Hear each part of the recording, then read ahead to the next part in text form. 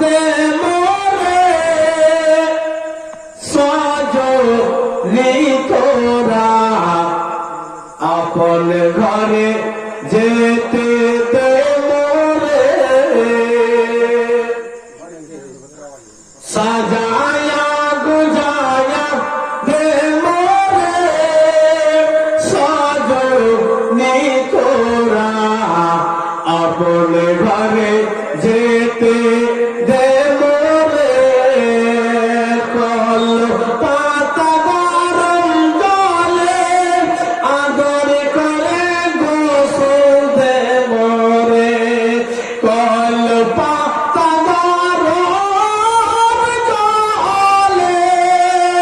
আদর করে গোসল দে মোরে আমার দুই নয়নে সুরমা পড়িয়ে দে সজনী তোরা আপন ঘরে যেতে দে মোরে সজনী তোরা শেষবারের মতো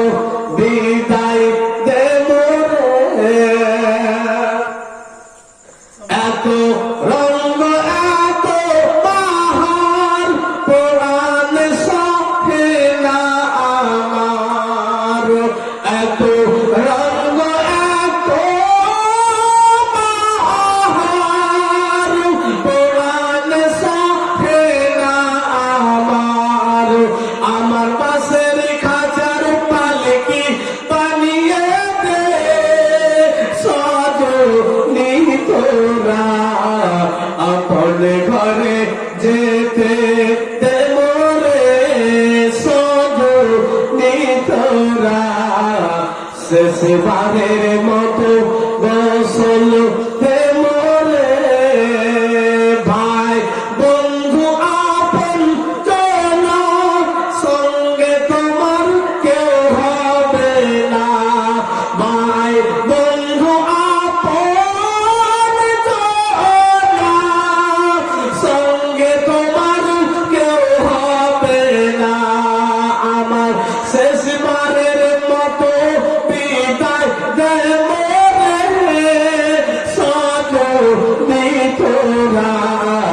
আপন ঘরে যেতে দে মোরে সজনী তোরা শেষবারের মতো গোসল দে মোরে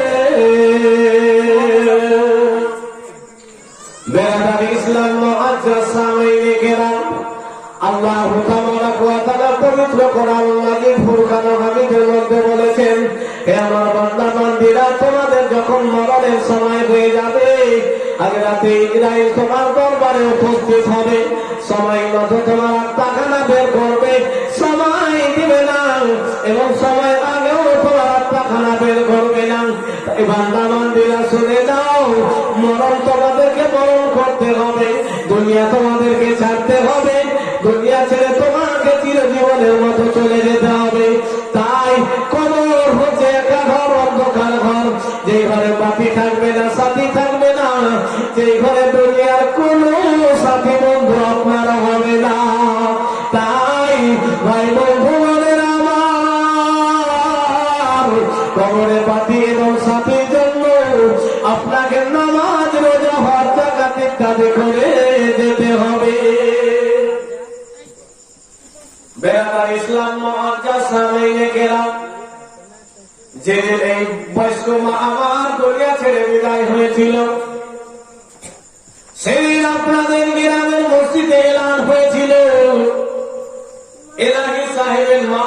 ইন্তেকাল করেছে খবর শোনার পরে পরে গ্রামবাসীর লোকেরা ছুটে এসে দেখতে এসেছে যারা পরপাশের